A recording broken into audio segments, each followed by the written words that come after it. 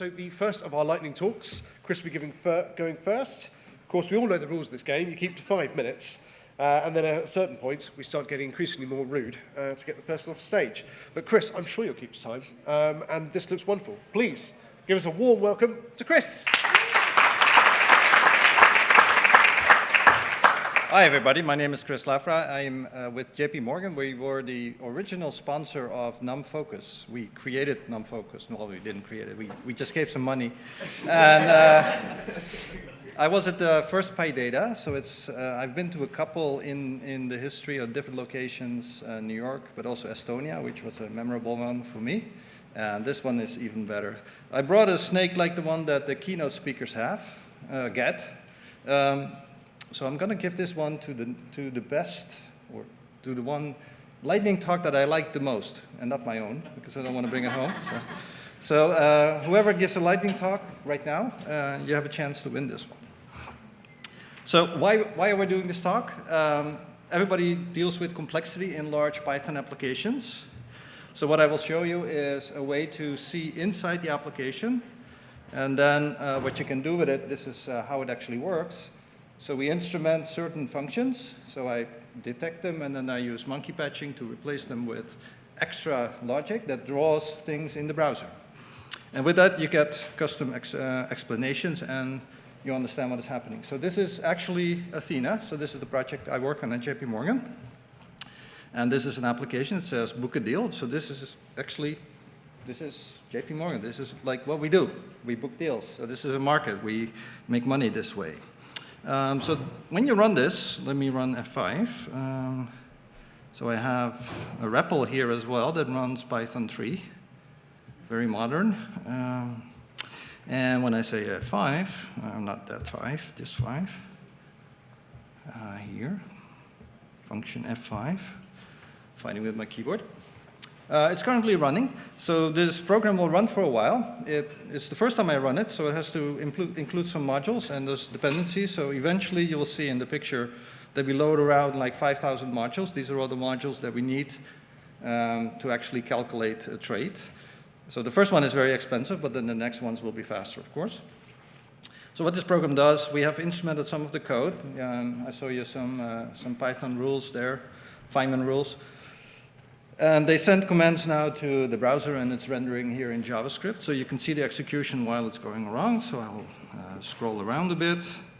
And the whole idea is here that we can actually start exploring what the program is doing. So at the top, you see the number of modules that has been loaded. So it's like 2.6 thousand now. It's going up. You can see there's a delay. It's Sunday because the connection to the server actually didn't really work so well. You can see how long it takes.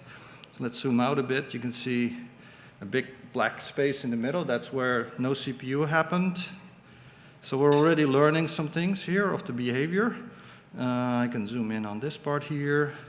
You also see Numba appear. So anybody has used Numba in the past, you can see how expensive it actually is to compile things. So I can zoom in here and see that it takes like 2.4, 2.5, about 7 seconds to compile about like maybe 12 functions here. So which one did we compile? So I can click on it, and it takes me back to the source code. So I can see here which code it actually is. So that function is now JITted.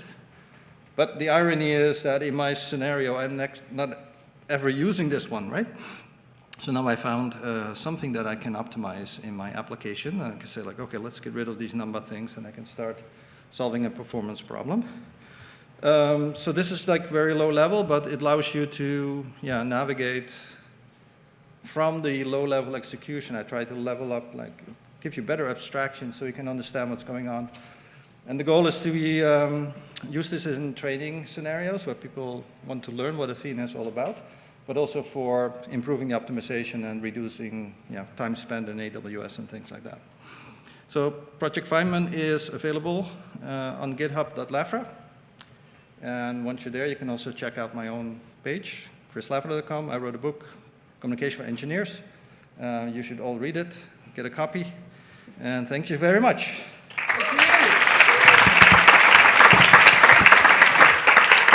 Thank you, Chris, showing you how it's done. 40 seconds to spare. That's what we like to see. Right. Shan, I think you're next with data science for tax. Lovely stuff. So you want to get yourself set up. Data science for tax. Now, my understanding about tax is it's deterministic. You will find out more. But I like the idea of paying a variable amount of tax. Does it work? Here we go. That's on there. There we are. Why doesn't it show? Right. Okay. You ready to go? Yep. Lovely. Big hand of applause. I actually can't see anybody. I didn't really expect to give a talk today on this conference until yesterday. I realized when I talk to people about what I do, most people give me this blank face, like tax, very much like what Emmeline's saying, and then walk away. So I thought, okay, I will talk to you a bit more in this kind of setting. A bit about myself. I just joined the Deliveroo as the tax technology lead. So because I'm so new, this doesn't represent anything Deliveroo does yet. As is from my previous experience, I was trained as an economics and econometrician. And then I joined the big consulting firms and qualified as tax advisors and accountants afterwards, after 54 exams. And after that, I decided data analytics is much more interesting. So I specialized in the international tax area where it has economics most related topics there. Give you a tax prequel, it doesn't even count as tax 101. Just so that the reason I joined tax, because I firmly believe taxation is useful for funding public infrastructure and redistribution of wealth. Broadly, we have 4 types of taxes, but there are quite a lot more depending on the countries. Direct tax, we tax on companies, a company's profit. And indirect tax, you tax on transactions. That's when you get your, when you pay for whatever, you see VAT in a lot of countries, you will see that. International tax, where I specialize in, deals with cross-border transactions predominantly. Personal tax, I believe you all see that on your payslip when you have one. In terms of data science, what we do a lot of times, NLP, there's a lot of NLP work around your invoices, correspondence, tax authority, emails, and that kind of thing. We do a lot of clustering, looking at insights from your data. So one thing we found in one of the projects is in India, the word cement leads to a lot of non-deductibility in tax. For some reason, there's the tax reasons behind it if you're interested in. Binary classifications will have a lot of classification issues in tax. Often they're like deductible or non-deductible expenses for predictions, or multi-class classifications. You might think your tax has like 20% rate, that's done for the day, but actually in a lot of countries like Italy has 36 tax codes, or Turkey has like over 100 tax codes. So all of that are multi-class classification issues based on invoice descriptions and multiple data sources. We also have computer visions. A lot of you might not know, we have like scanning invoices to actually go into our source data before it goes into ERP systems. Inferential statistics and deep reinforcement learning are the things more to do with tax policies. I don't actually personally use it on the deep reinforcement learning part. If you're really academic, you're interested in, you can look at the AI economist from Salesforce. But inferential statistics, one thing, if you have heard recent years, we have like the digital tax on companies like Deliveroo or Google, Facebook, that's coming from a talks like in my PhD studies, I did looking at the relationship between intangible investments and effective tax rate, and I did find some statistic significance on the correlations between those two. But that actually driven a lot of tax policies as well. Challenges in tax, one of the things, top tip, if you really want to know what data goes around in your company, join tax data science, because that's where you get all the data requirements. It's all over the place. It's not just in finance systems, ERP systems. It's in your Workday, in your people system as well. And then data quality issues. I have a lot of imbalanced data because it goes with the business as well. So you might have like products that you don't actually use very much. Scalability is a nightmare in tax because each country has different tax legislations. Just because they all code VAT or direct tax doesn't mean that the rules follow the same. So often I did one country, and when it goes to the different countries, you have to revise your models straight away completely. And finally, governance. We didn't really have that much fun of like saying, if you did it wrong for sentiment analysis, it's not a big deal. But if you get your tax wrong, even to the penny, you might get penalties later on. There's a lot of consequence after that. Fun time. Just in case you weren't persuaded by my wonderful talk about tax and you didn't like it, I recently discovered this website called boxes.py. It's open source box generator in Python. You can make a flex box like this. It's a useless box, so they will close it up. So, it's done by someone called Florian Festi. I should really give his credits. If you want to link up with me, and Deliveroo is hiring in their data science team, I get a bonus for referral. Yes. I was told. Thank you. Thank you very much, Shan. Shan, that is talk-worthy. We've got to have that at the meetup. That sounds great. So many issues with tax. Fantastic. Right. Who have I got next? I have inference triage with Baby Bear. So that would be Habib. Habib, are you here? There we go. Off he comes. Habib is one of my colleagues. And here we go. Fun stories. Fun stories with Habib. Yes, one of our American colleagues pronounced Habib's name Habibi. And remind me, Habib, what does Habibi mean in Nigerian? It's an Arabic name. Habibi means my love.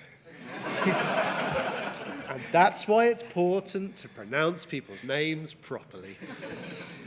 Right. Yes. Okay. You all ready? Yes. Would you like to watch some Netflix? Yes, the screensaver is Netflix.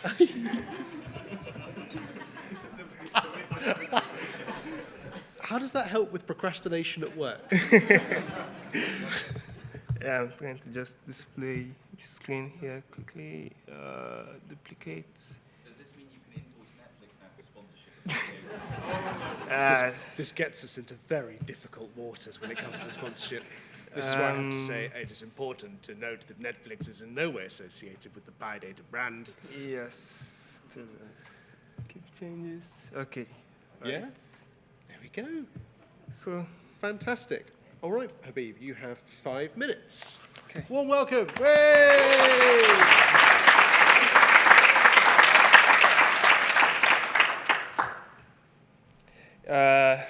Thanks, everyone.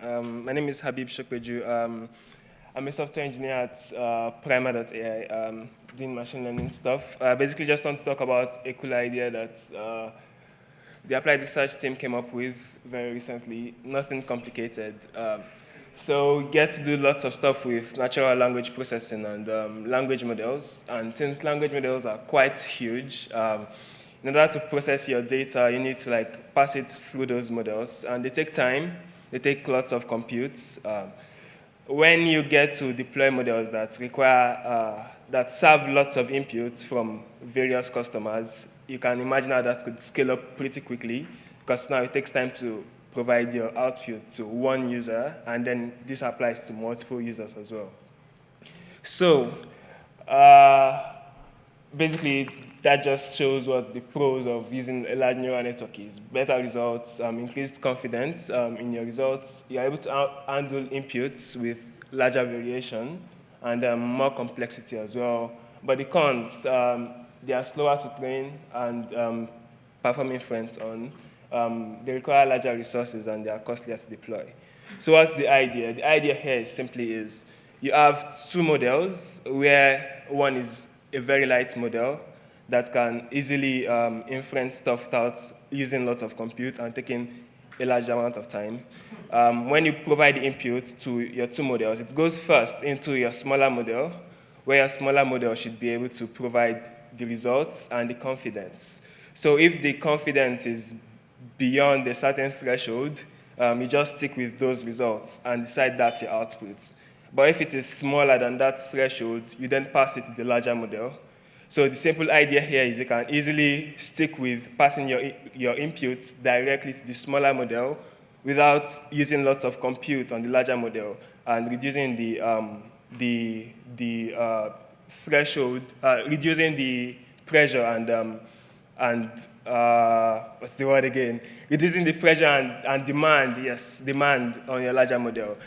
Basically, from the research paper released by the applied research team from primer-related tasks, it was discovered that it could actually reduce your compute by 1/3.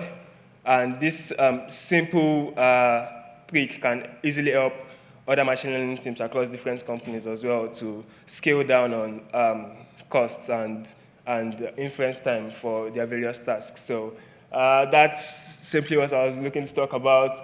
Then references to the paper and then the blog post if anyone is interested in trying that out in their teams. Thank you very much.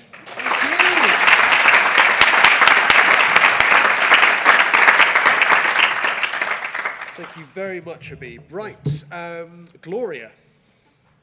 Lovely. If you'd like to get yourself plugged in, Gloria will be talking about data umbrella, open source diversity.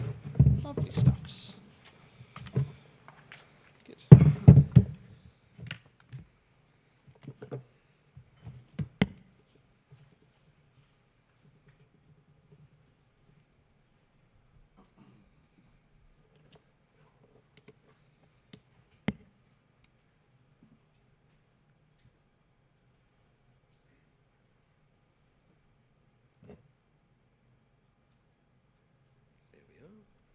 Perfect.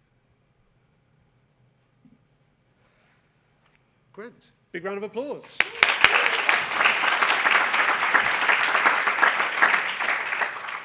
So thank you everyone for being here. I will try to honor your time with a good talk. Let's see how this works out.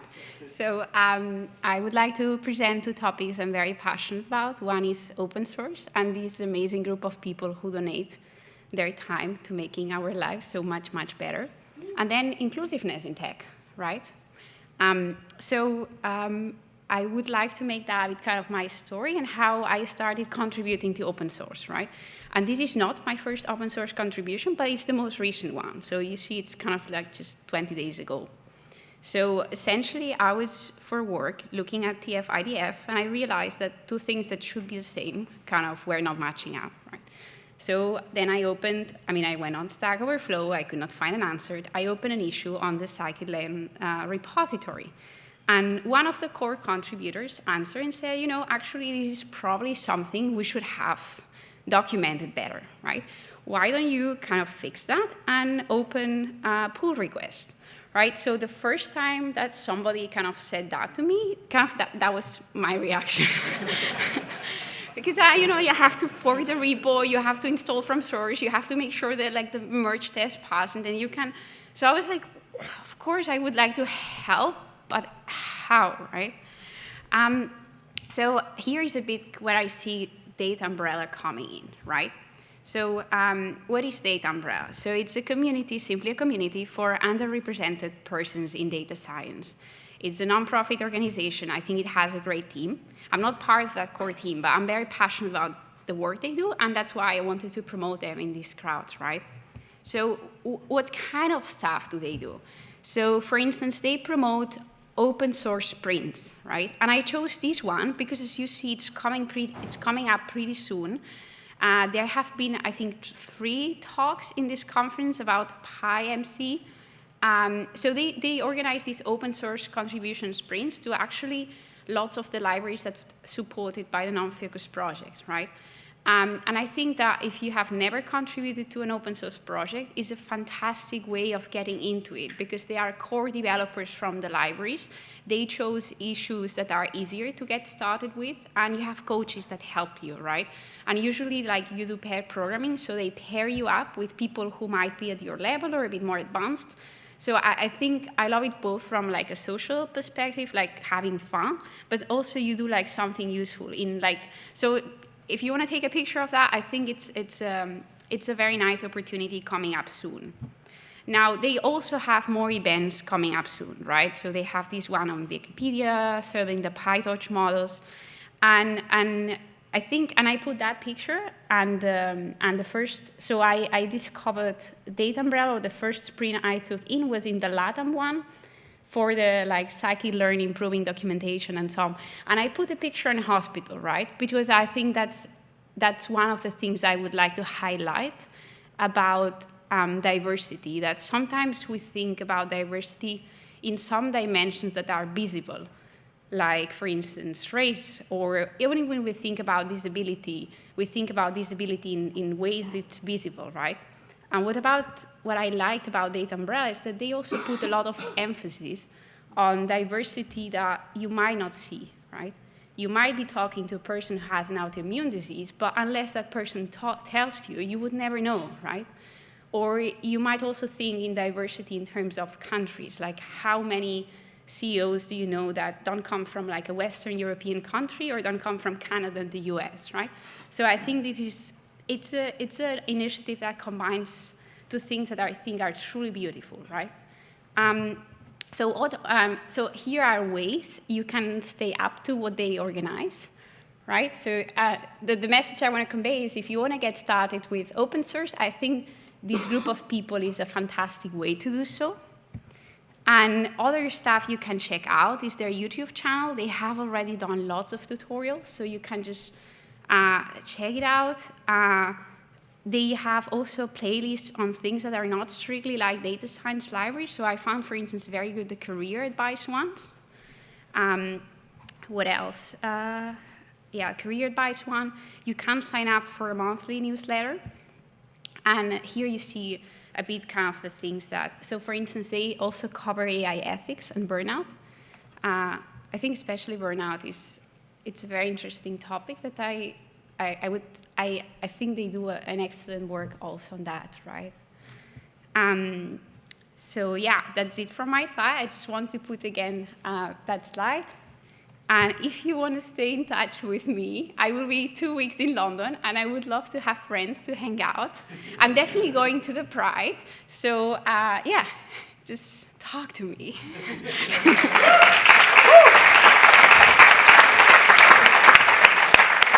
Thank you. Thank you very much, Gloria. What a wonderful initiative, and thank you for calling that out.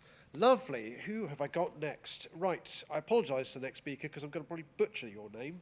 Zahi? Yes, lovely. How close was I? It was actually pretty good. Oh, all right. Oh, there we go. Yay! Yay for me. Anomaly detection in the wild. Right. There we go. So presumably this is about animals. Well, no. Oh. That you are not correct. So, okay. Here we go. So, Ready to go? yes. Big clap. So, first of all, 2 disclaimers. I'm a bit nervous. I don't think I've spoken to so many people since my bar mitzvah. And another disclaimer is that I really mocked this presentation up like really fast. So pardon if things seem like I just threw a bunch of images and words and messed them up together.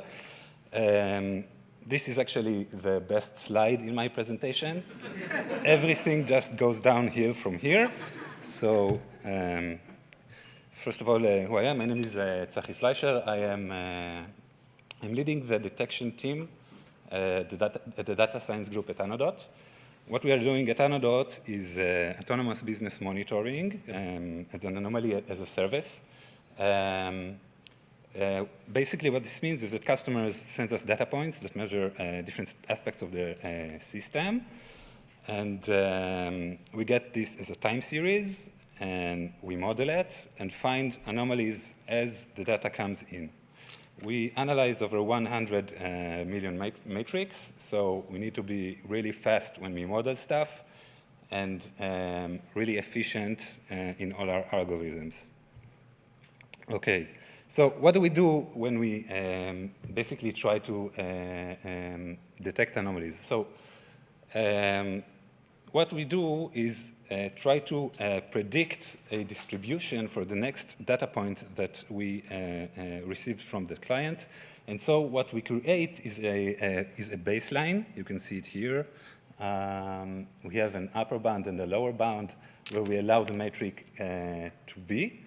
And if it falls below or above, then we say that we have an anomaly. So this is like the basic thing that we do. On top of it, we have other mechanisms which aggregate anomalies into incidents that may happen at different aspects of the system. And this whole magic happens by running an offline process which selects the best model for the time series. And we have an online process which updates this model as more data points comes in. So now I will just run through through several problematic scenarios that we encounter in our system, in our matrix, matrix from real clients. So one of the things is gaps. We love those. The data points that come in from our clients are sometimes not regular. We might have gaps in them, and this can really mess up the inner state of the model. Inner state, it's something, kind of psychological. Models have feelings too, and this is really a common problem. Another thing that you want to address when you try to model time series are events. Events can have a repeating pattern over the behavior of the matrix, and if you don't include that when you try to predict the next data point of the time series, then, for example, these two events would have been an anomaly, and you don't want that. Another thing that we love are change points. This can be a change in the mean of the time series. And what you really want to do here is first consider it as an anomaly. We have something unexpected happening, but you really want to adapt fast to the new to the new order of things, to the new normal. This is another thing that is related to the changing state. Sometimes we have a drift. We have a seasonal pattern. This seasonal, take my word for it, we have a seasonal pattern here that drifts. Oh, wait. This was supposed to be a surprise. That drifts, you can see here, if I plot the the periodic pattern overlaid and colored from the earliest time to the most recent time, you can really see that there is a drift in the pattern, and you really want to adapt to it as fast as possible. So this was really just a quick, running through all the some of the problematic steps that we at Anadot encounter. And so anomaly detection is really full of challenges. And using out-of-the-box tools, sometimes you need to tweak them, break algorithms, and remove layers, add layers to really handle the actual data that you get in reality. So here we actually have an anomalous penguin. You can try to find it. Like I'll give you. Anybody sees it? Yeah. Yeah. Right? Okay. So that's it. How much time did I have? That's it. You have 9 seconds. There we go. Oh. Yes!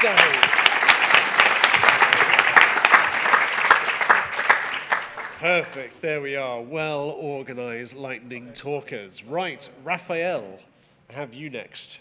Talk about calm code. And of course, in parentheses, I think you put, if you have time. Of course we have time for you, mate. Off you go. Great. I mean, we've got time. We've got 5 minutes. We certainly do. I'll need to. You only need 2. Fighting talk. There we are.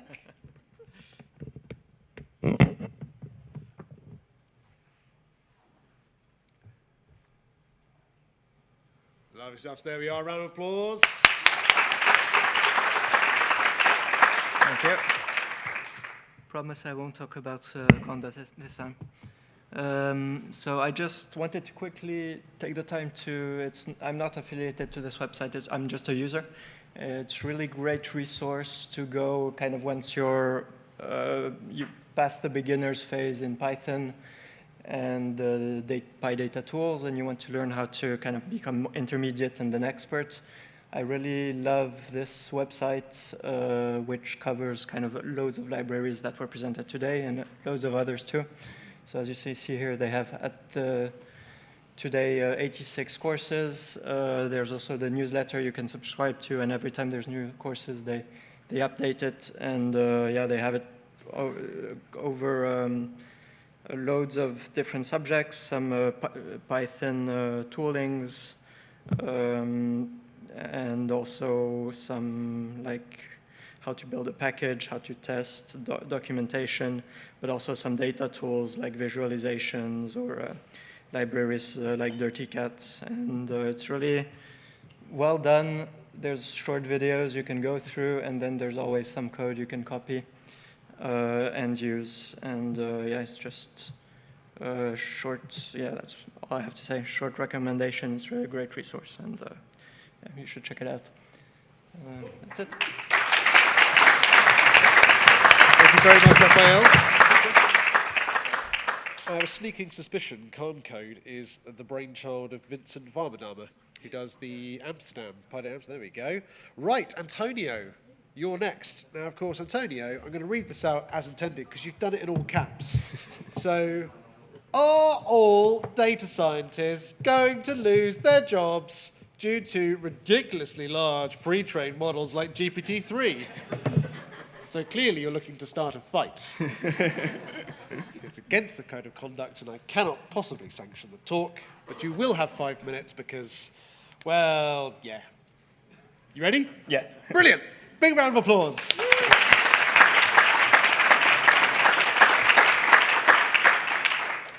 Yes, I want to talk about GPT-3, and GPT-3 is ridiculous, and the question is, are we all going to lose our jobs because of GPT-3? For those who don't know, I have a little glossary. GPT-3 is a massively large model released in 2020 by a company called OpenAI to generate human-like text, but it also solves a lot of NLP problems, like, you know, without very little training.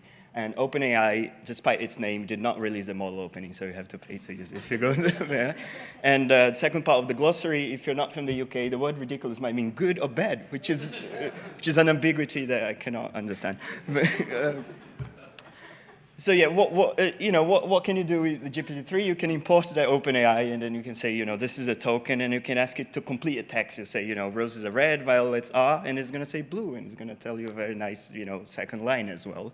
But what is cool about that is that you can do something called zero-shot learning. You can ask it to train without training data. So you can say, get a conference abstract and give me tags for that. And the tags are actually really scarily good.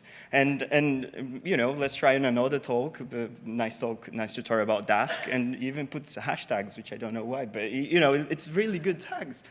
And this is called zero-shot learning. So you're not training, you don't have any training data, but you're actually performing a task, which is text classification. And you can do few shots. If you show it 2 or 3 examples, it will usually learn the task very, very quickly. You can even ask for a tag for this talk that I'm giving, to be very meta. And it gives a very good task.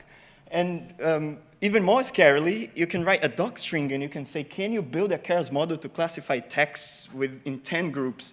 And I have 1,000 data points, and it builds, and it runs. This is crazy, right? But the idea for this talk came when a colleague of mine who gave a talk, Nick, is he still here? Oh, no, I think he left. But he gave a talk sort of like sooner on a multi-label classification model that we worked on together. And he comes to me, and then he says, I spent 2 years working on this. I got 63%, but then yesterday, in a couple of hours, GPT-3 got 61% by showing only 5 examples to it. And then it got really, really scarily good. And then we got a bit depressed, and then the question is, are we all going to lose our jobs because of that? You know, so quick. And so we did some back-of-the-envelope calculations. You cannot see the back of the envelope is the one on the left. So at the moment, those models are really hard, right? It takes 2 minutes per 10 inference, and if you calculate about $10p per doc, it would take like 12 grand per 100K docs, which is a task that we run every day. So it's like, and then it would actually take 16 days. So it's quite prohibitively really expensive. So that's one thing. Well, the second thing you might say is it's just for NLP, right? But there are researchers doing research and doing those type of models for tabular data, for image data, for other types of data, and actually optimizing and making it cheaper and cheaper. But actually, the reason why I think this is not going to take our jobs, so the answer is no, is because it kind of solves one very little part of the ecosystem, which is the .fit, right? That's the only thing it's doing is the train function. But this is a very tiny part of what we really do. It's a tiny part of the square that is the ML code. There's all the infrastructure of understanding the problems, evaluating properly, and then, you know, like feeding data into your ecosystems, and then translating machine learning metrics to business metric, and etc. So I think it's very exciting that we can iterate fast with those models. You know, exciting times to be alive, but as far as losing our jobs is concerned, I think interest rates are more scary. Thank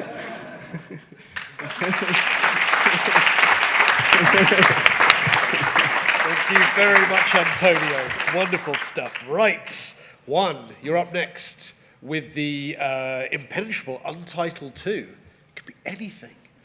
You know, I try and screen these things before they come up, just in case there's anything to flag, but Juan has, of course, found the loophole in the Lightning Talk saga. It is? I need audio, yes. We work on very important things and keeps the intent hidden.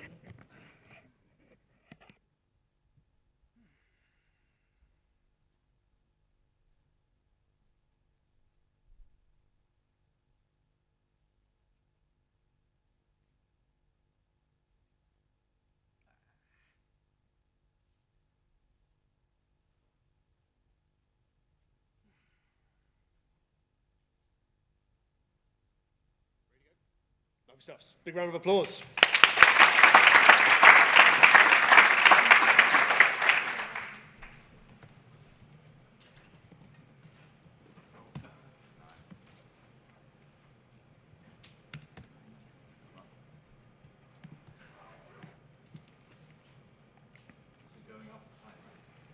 Mm-hmm.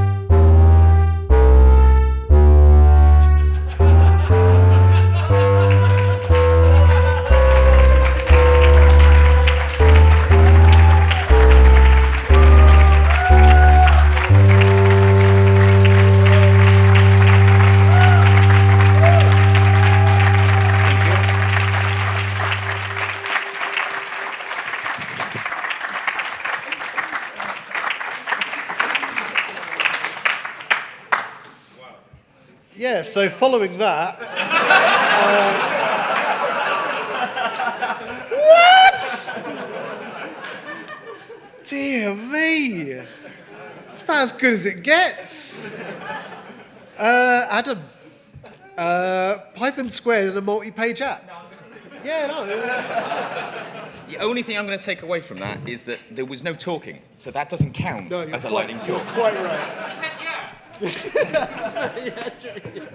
Yeah, that's quite right. Although it could be just an expression of sound, you know, escaping the body. I mean, it's...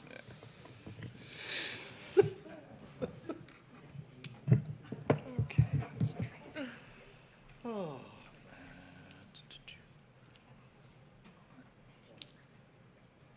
Lovely stuff. You have 5 minutes. Okay. But no more dubstep. We've had enough dubstep. I promise there will be 0 dubstep. Big round of applause for Adam.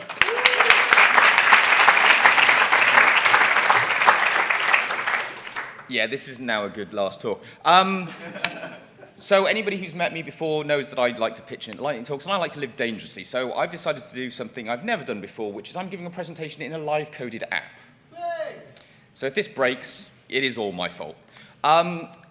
We've learned a lot over the last few days, and there's tools that have been flying around. Some might be new to people, but there's always something new to add to them. And I've been experimenting and playing a little bit with some of the things that I've been hearing about, certainly over the weekend, and I thought I'd share them. So lots of people have shown in some places Streamlit apps, which are great as a final endpoint, easy access point, and something that I know that I've battled with in the past is trying to put multiple pages into an app. Who else has had that problem? Yeah, it's now native. They fixed that problem.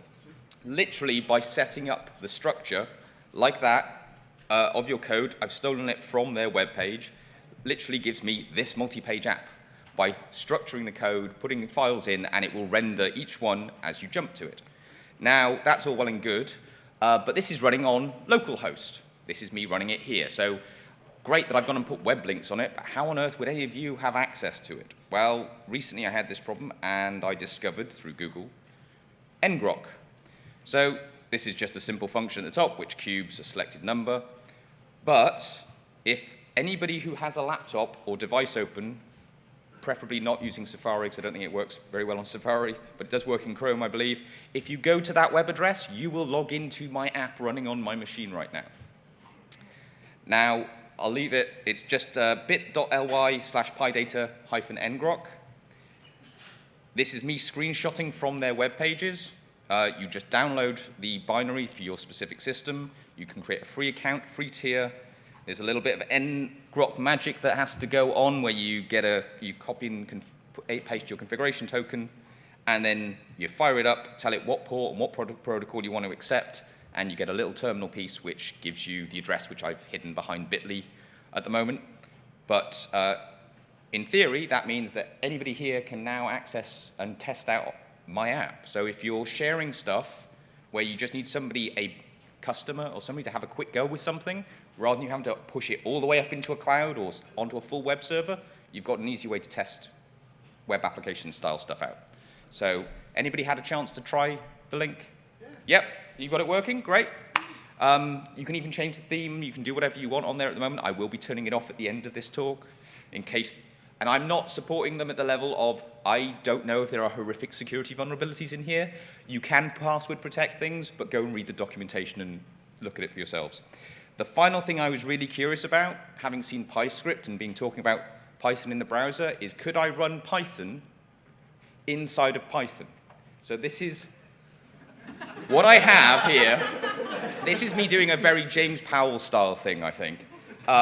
Not quite as good as James could ever do it. But you will notice that the Streamlit app is being declared as running on my Mac OS.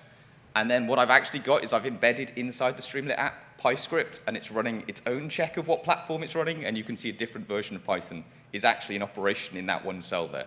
So yes, you can nest all of this together in probably horrific ways if you really, really decide you want to.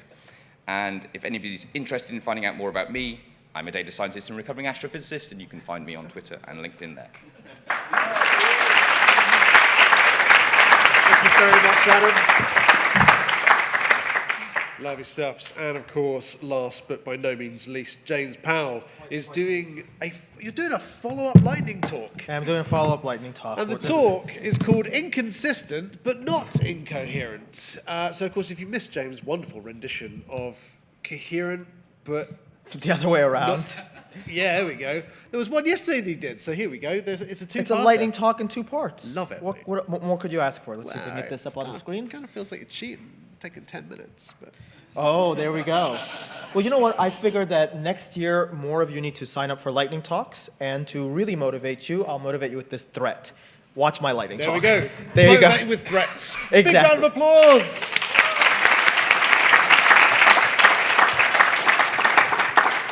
So after I gave the lightning talk yesterday called Consistent but Not Coherent, Coherent but Not Consistent about pandas and some problems with the pandas API, I texted the pandas lead developer and I told him about the talk, and he was very upset that he didn't have an opportunity to see himself, and so I told him, don't worry, I wasn't trying to put down the project, I was trying to show something about the project itself. I want to show you the other side of it. This is inconsistent but not incoherent. We're at Pydata London. It's Sunday, June 19th, 2022. My name is James Powell. You can follow me on Twitter if you like this. Bear in mind, do not take this talk seriously. This is genuinely how I use pandas. I say from pandas import data frame. I clearly do not know what I'm doing. Now, it is very much the case that oftentimes when you're doing a corporate training, you're showing somebody how to use pandas, you start with something very simple like a date time, some date values, some entity values, and you create a data frame and you show them a computation. So for example, if I'm trying to model some sample prices or something, I might say that we can take a normal distribution for the prices themselves, and we might say that we have one of these for each individual entity, and this gives us the starting prices, and then we can add to this thing a normal, some kind of random walk starting from, say, some percentage move of basically 1%. And because we know how index alignment works, we know that how we know how broadcasting works, we know that we want to make it structured like this, and because we know that we want this to be some movement, we can do a cumulative product here, and then if we should be able to do a ravel here because pandas expects this to be a one-dimensional structure, and if we get all of our parentheses in place, which is always a little tricky, we should be able to get a little bit of data. Now we just need to fix one small thing here like that, and we have a little bit of data, and this represents some sort of time series on some sort of entity, so we'll add the index in there. And then somebody says that we want to do some sort of computation. Of course we have to create the index, and so here this will be a multi-index created from the product of the dates and the entities. Of course, we'll have to name these things in a moment. So here we have the dates and the entities, and we'll have to name this on the date and the entity. And for the most part, this kind of live coding is kind of gimmicky. I mean, you can do it very quickly, you can show off what you're doing, and you can kind of show off that, look, I can write a bunch of code all at once to represent some sort of data. And of course, you can see some of the inconsistencies of the pandas API, namely that should be name, not names. But then you can do some sort of operation on this. You can say do a group by on the entity and then do a transform on this. And one of the things that we know about how this is going to work is if we want to do some sort of rolling mean on this, we'll have to do a reset index on the entity, and we'll have to drop that, otherwise it's going to give us a really nasty error, and then we'll do a rolling, and then we'll roll this over 2 days, and then we'll do a mean, and we get some sort of operation here. And you look at this and you say, how on earth can you do that off the top of his head? Is he just trying to show off? And the answer is yes, I'm just trying to show off. However, pandas is actually fairly coherent. There is a core conceptual idea. This is what you're doing when you're using pandas. You have gone out into the field and you've collected some measurement. That measurement is a scalar measurement. So there's one singular scalar value for each individual measurement. You have decided that you want to encode certain things like missing data, so you use a pandas array instead of a NumPy array, which allows you to represent missing integer data with the capital I int 64 data type, which is confusingly named because what's the difference between capital I int and lowercase I int? Well, one of them has the ability to have an out-of-band encoding of this missing data. But you say to yourself, it's not enough to just capture the data. I need to capture data along with some metadata. I need to put labels on each one of these data points. For example, time series labels. So I've collected some one-dimensional data and I've labeled, this one isn't the 0th element, the first element, the second element, but for day 1, day 2, day 3, day 4. And if you think about it, this is why when you look at Xarray, which is a package for managing 2-dimensional or 3-dimensional or n-dimensional data, and you look at the coordinate system on it, it is built out of pandas indices. Basically, a pandas index is just a way to refer using some human structure for, or some human meaning, for the individual elements. It's not element or not measurement 1, 2, and 3. It's measurement captured at 1 inches past a center point, 2 inches past a center point. So this is why Xarray looks the way it is, and this is why Xarray uses pandas under the covers. But when you are using pandas, you're often using something like a data frame. What is a data frame? A data frame is when you take two or more one-dimensional data sets, and you combine them and you align them. A pandas data frame is not a two-dimensional structure. It is like indexed one-dimensional data. Fundamentally, the underlying data is one-dimensional. You're just taking multiple collections of data and you're aligning them. And as a consequence, what you can think is there's a core idea here. Pandas is all about index-aligned data. And so, when you want to understand how pandas works, you want to understand it in terms of indexes and index alignments. And you already do this in the course of your regular work. When you use NumPy, you think about operations between NumPy and darrays in terms of a very simple set of rules, namely the rules of broadcasting. So for example, when you look at this code with a 2x3x4 structure and a 2x3 structure, you know it's not going to work to add these together because this doesn't broadcast. Because you know when you broadcast, you write a line and then you match from right to left. And so this won't work. Instead, you need something like a 2x3x4 structure with a 3x4 structure. That works. Or with the original structure, you need to do something like a new axis to create a synthetic axis so it right aligns properly. So we know when we're using NumPy, if we have two NumPy structures, in order to make them interoperate, we need to follow some rules, and those are the rules of broadcasting. In fact, even if we're a pure Python programmer, we've seen things like this before, because if we use collections.counter, when you have two collections.counter and you do an arithmetic operation on them, there's rules. It matches up the keys for these. In fact, a surprising thing is the collections.counter is a first-order approximation to a pandas series. And so you can see when I take these two collections and I add them together, it matches up the A's against the A's, the B's against the B's, the C's against the C's, the D's against the D's. That is basically the idea of index alignment, because when you have two pandas series and you add them together, it matches them along the index. The index is metadata indicating what this measurement means, and so when you do operations, you say, oh, this measurement at 1 inch past the center point, this measurement at 1 inch past the center point, use those, match those up. And in fact, the rules of index alignment are fairly straightforward. You can see here, one of the rules of index alignment is it nan-fills unless you use the .add method, but that's still not particularly good because you can see that it goes through float. But when you do series against series, it index aligns on the index. That's the rule of index alignment for series. When you have operations, data frame against data frame, it index aligns on both the columns and the index. When you have operations data frame against series, that gets a little bit harder. It index aligns the index of the series against the columns of the data frame. And so that's always a little bit confusing for people why it is that when I have a data frame, I get all these nans all over the place. Well, you look at the index of the series and the columns of the data frame, and that's how it matches them up. And it matches them up, and then it nan fills when it can't find anything. And there's a couple of slightly more complex rules. One of those slightly more complex rules is if you happen to have two structures which have indices and they are neither monotonic nor unique, then it will do a Cartesian product. And so here, if I do an index-aligned operation, and these are neither unique nor monotonic, it'll actually do a Cartesian product, because it can't figure out how to match them up. It says I have two C's here and two C's here, and they're not lined up exactly because these are not sorted, so I'm just going to figure out every C against every C, and that's why you get 6 elements here. This is how pandas works, and pretty much every part of the API is orientated around this idea of index alignment. There's really not much more to it. There's a lot of inconsistencies in the API, but when you think about how pandas works and you're perplexed, why is it the case that there's group by apply, group by transform, and group by ag? And really think about it. Do you know when you use these, or do you use apply first, then ag next, then transform? None of them work, and then you go back around and try apply again, and oh yeah, it worked this time, but why didn't it work the first time? Well, it's because you're not thinking in terms of the index. Because when you think of something like group by ag, that's about re-indexing the structure on the thing that you're grouping by. You can see the index changed. You're re-indexing the structure and creating one element per element in the grouping. When you do a group by transform, it's about preserving the original indexing.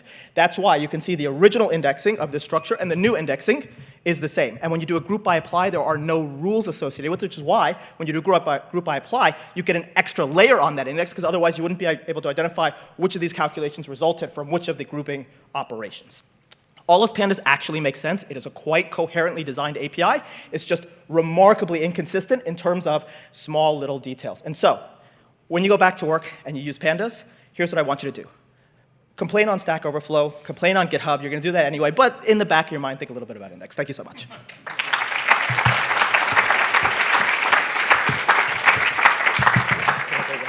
Thank you, James. Full of useful information. Of course, 2 minutes over, but it shows you that, of course, if you're one of the organizing people within NumFOCUS, you get special privileges. Right.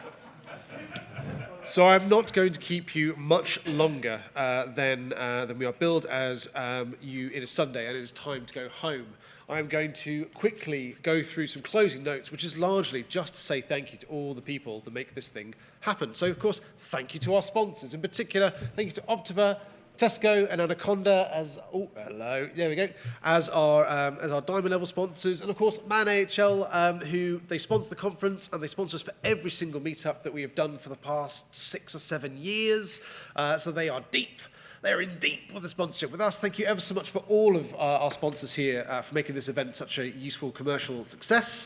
Thank you to our keynoters for giving up their time. That's Sylvain, Tanya, and Susan. Fantastic contributions to our schedule today. Thank you to all of the speakers. It takes an enormous amount of effort to put together a good talk, and we had so many excellent talks today. I think you'll agree. And of course, all the ones that you are unable to get to because of scheduling conflicts, they will be online as soon as we physically can get them online, and I'm sure you'll enjoy them there. Thank you very much to NumFOCUS for giving us this kind of fulcrum with which we can lift up all this core development. There we go, stretching my metaphors. And thank you for all the badges as well. It is keen to point out that this is now their 10-year anniversary of having been advocates of the core libraries inside of Python, in particular director Leah Silen, is she still here, Leah? No. So, Leah, of course, has been here for 10 years, so it's her 10-year anniversary. We all said thank you very much to her on a previous day. If she's not here, that's absolutely fine, but there we go. Thank you, NumFOCUS. If you are extremely keen to do more for NumFOCUS, you can donate.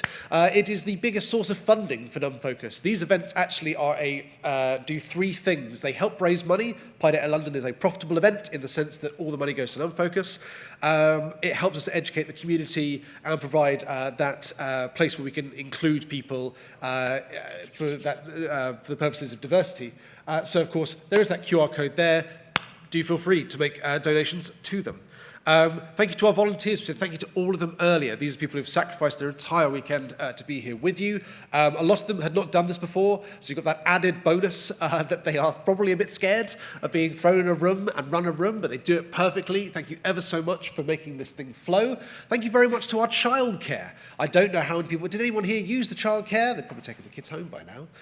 No, there we go. So as part of making the conference super inclusive, we've had childcare for the past 3 years.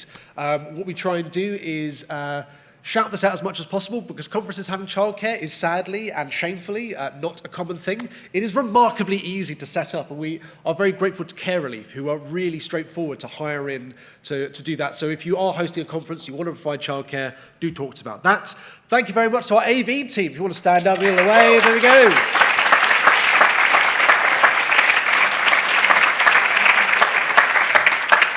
I'm pretty sure I didn't hear any feedback at all the entire thing, so that's fantastic. Well done, thank you. Thank you very much to our Tower Hotel staff. They have been waiting on you. They have been bringing things. They've been taking things away. That is fantastic. Thank you ever so much for your consistent work here. Of course, one apology to our vegan and our vegetarian attendees. I'm very sorry that we had a bit of a muck-up on the Friday, Saturday, and Sunday with delivering vegan and vegetarian food.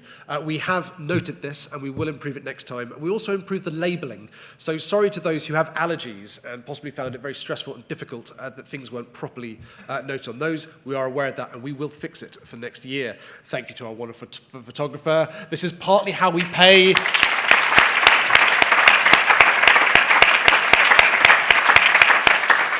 This is partly how we pay our wonderful speakers, is we give them these wonderful, soft focus, beautiful shots of them doing their talks, and they put them on their LinkedIn profile. You'll suddenly see them all go up. It's very much the case. This, of course, is an in-joke. That is, of course, bokeh, where one focuses on things in the front, fade in the background. There we go. I think you'd like that one. Good. Thank you very much to the rest of my committee. Here they are again. These are the people who help organize this and have been organizing this for a long time now.